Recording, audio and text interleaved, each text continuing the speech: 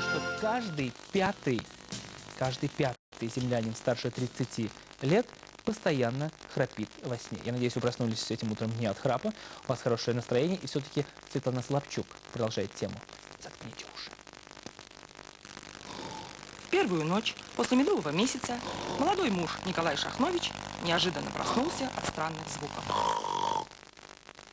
Звуки определенно исходили от их с Милочкой супружеской кровати. Но то, что эти ужасные звуки исторгали нежные уста его жены Милочки, такого поворота событий Коля представить не мог. Что такое? Перевернись, пожалуйста, на другой бочок, ты храпишь.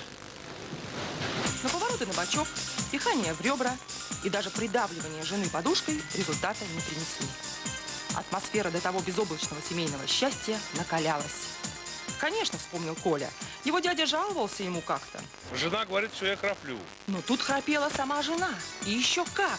Ведь бабушка Зина, а он, дурак, не слушал, вернувшись из санатория, рассказывала ему. В санатории женщина одна настолько храпела, что мне было, знаете, как будто ножом по сердцу, очень тяжело. Нет, думал Коля, это невозможно перенести. Утром срочно в ЗАГС, разводиться. Но решил посоветоваться с сестрой. Все, мол, Катя, развожусь. Да нет, ну зачем? Ну, если человек этим страдает, к этому надо серьезно отнестись. Сестра подсказала позвонить тете Маше и племяннице Варе. Они, мол, по храпу спецы. Толкать Бог. И чем сильнее, тем лучше. Говорят, надо свистеть, чтобы человек не храпел. Как свистеть? Ты умеешь свистеть? Вот так. Но ничего не помогало. Милочка храпела и спала мертвым сном. А у бедного Коли после бессонной ночи глаза были на выкате. И только мудрая сестра жены Клава предотвратила распад молодой семьи. Но это же не от большого здоровья человек храпит. Это, видимо, может что-то с нервами, может, с носоглоткой. А что теперь делать?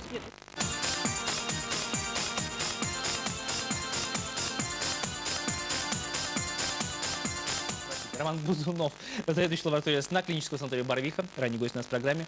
Доброе утро. Доброе утро. Я буду Роман, хорошо? Конечно. Роман Вячеславович как-то уж очень официально. Роман, скажите, есть ли статистика, кто чаще храпит во сне, мужчины или женщины? Да, такая статистика есть. Чаще храпят мужчины, в 5-7 раз чаще, чем женщины. Но следует сказать, что после наступления менопаузы, когда у женщин прекращается менструальная функция, частота храпа практически одинакова.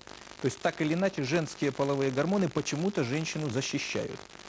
И живут женщины дольше. В общем, и в этом плане они тоже как-то впереди мужчин. А когда мы говорим о причинах, почему начинают люди храпеть, только ли это от того, что они простыли, выпили слишком много или очень устали?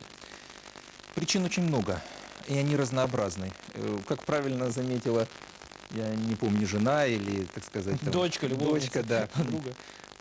Это проблемы с носоглоткой, это избыточное длинное небо, утолщенный длинный язычок, это затруднение носового дыхания, это большие гипертрофированные миндалины, это проблемы строения лицевого скелета, ожирение, курение, то есть масса причин, которые могут вызывать храп. Так вы даже принесли нам целую таблицу, по-моему, причин, которые могут вызывать, да?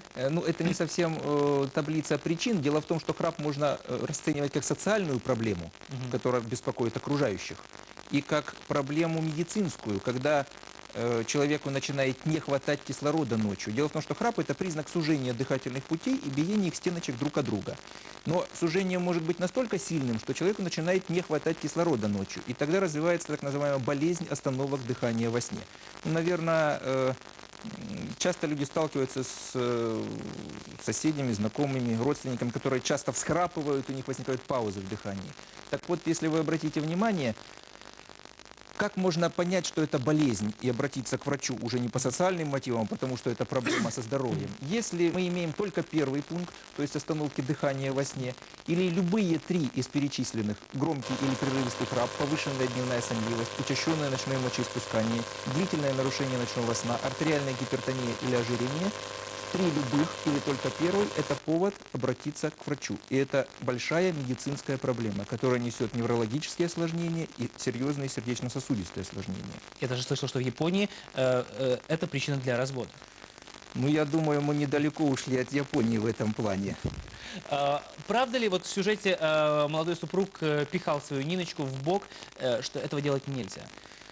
Я хочу сказать, что это может на время прекратить храп, потому что человек проснулся. Но как только человек опять глубже засыпает, проблема возникает снова. То есть, собственно говоря, посвистеть, перевернуть на бок, потолкать, это фактически разбудить человека. Как только он опять глубоко заснет, проблема возобновится, к Я сожалению. знаю, что ваша лаборатория придумала, по-моему, пришивать даже теннисные... Ну, это не мы придумали, это, в общем-то, уже достаточно давно придумано. Чаще всего храп на спине происходит. И если человеку пришить в футболочку между лопаток теннисный мяч, то он просто сам не может спать на спине, не надо его толкать в бок и переворачивать. Переворот на спину его будет, и человек часто привыкает спать только на боку. И поэтому проблема, если позиционный храп имеет место быть, может разрешиться и таким достаточно простым и эффективным способом. И все-таки я так понимаю, что другого решения проблемы, как обращение к врачу, практически не существует. Я хочу сказать так, что существуют различные способы самолечения, назовем. Есть достаточно интересное российское изобретение, так называемая соска или внутриротовое приспособление, похожее на самом деле на соску, когда она берется в рот, и человек с ней спит. Дело в том, что она помогает такой достаточно ограниченной части людей без трудностей с носовым дыханием, то есть нормальным носовым дыханием, с легкими формами храпа и без выраженного ожирения. Далее, конечно, это уже так или иначе должен врач решать, определять причины заболевания и степень тяжести заболевания. И от сочетания причин и тяжести заболевания так или иначе вырисовывается тактика лечения. Может быть, лучше спать отдельно?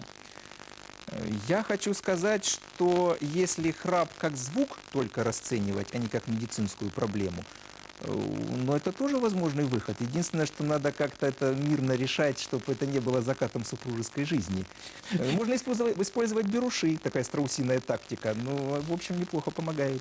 Единственный вопрос. Почему санаторий, который известен тем, что в своих стенах всегда, в этом санатории отдыхают сильные мира сего, я имею в виду правительство и, скажем так, правительственные структуры, почему вы занимаетесь там?